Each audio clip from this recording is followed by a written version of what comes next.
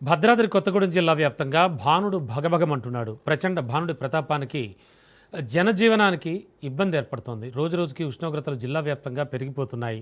4-5 రోజుల పాటు ఉష్ణోగ్రతలు అధికంగా ఉంటాయని వాతావరణ శాఖ తెలియజేయడంతో ప్రజలు జంకుతున్నారు. ఇక ఇదే విషయంపై భద్రాద్రి కొత్తగూడెం జిల్లా నుంచి మరింత సమాచారం మా ప్రతినిధి నవీన్ అందిస్తారు.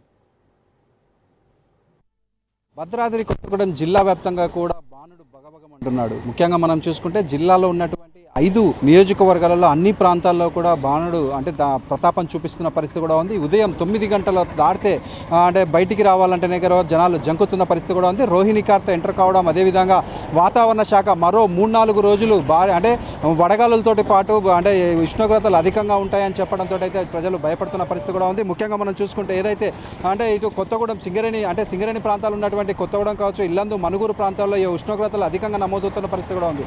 అయితే ప్రస్తుతానికి 42 డిగ్రీలకు పైగా, ఏదైతే నిన్న చూసుకుంటే అత్యధికంగా పినపాక మరియు బూర్గంపాడు ఈ ప్రాంతాలలో 42 డిగ్రీలకు పైగా కూడా ఉష్ణోగ్రతలు నమోదయ్యాయి. అయితే ఇవన్నీ కూడా అధికార లెక్కల ప్రకారం ఉన్నాయి. అయితే ప్రజలు మాత్రం అనధికారికంగా 40-50 డిగ్రీల చేరువలోనే ఈ యొక్క ఉష్ణోగ్రతలు నమోదవుతున్నాయంటూ కూడా వీరు చెప్తున్న పరిస్థితి కూడా ఉంది.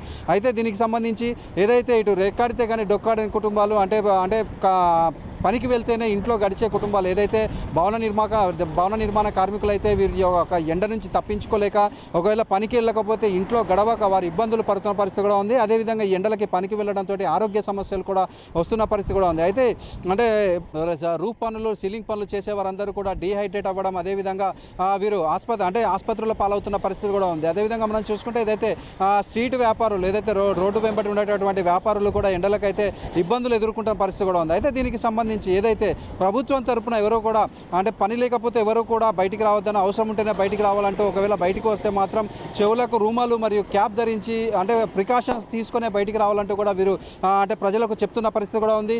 అదేవిధంగా మనం చూసుకుంటే ఇటు ప్రభుత్వం తరపున మరియు అదేవిధంగా కొన్ని ప్రైవేట్ సంస్థల తరపున కూడా అనేక ప్రాంతాల్లో కూడా చలివేంద్రాలు ఏర్పాటు చేశారు. చలివేంద్రాలతోటి ప్రజలు సేద తీరుతున్న పరిస్థితి కూడా ఉంది. అదేవిధంగా మనం చూసుకుంటే ఇళ్లలో ఇటు కూలర్లు మరియు ఏసీలకే పరిమితం అవుతున్న పరిస్థితి కూడా ఉంది. వారు అక్కడ దాని నుంచే ఉపశమనం పొందుతున్న పరిస్థితి కూడా ఉంది. ఉదయం 10 గంటల నుంచి సాయంత్రం 5 గంటల వరకు కూడా ఎండ తన ప్రతాపం చూపెడుతుంది. అయితే సాయంత్రం పూట 5 గంటల తర్వాత ఉక్కపోతితో అయితే ప్రజలందరూ కూడా ఇబ్బందులు ఎదుర్కొంటున్న పరిస్థితి కూడా ఉంది. మొత్తంగా మనం చూసుకుంటే జిల్లా వ్యాప్తంగా కూడా ఈ యొక్క బాణుడి ఉష్ణోగ్రతలతో అయితే ప్రజలు ఇబ్బందులు ఎదుర్కొంటున్నారు. కొన్ని చోట్ల చెదురుమదురు వర్షాలు పడినా కూడా ఈ యొక్క ఉష్ణోగ్రతలు తగ్గకపోవడంతో అయితే ప్రజలైతే ఇబ్బందులు ఎదుర్కొంటున్న పరిస్థితి కూడా ఉంది.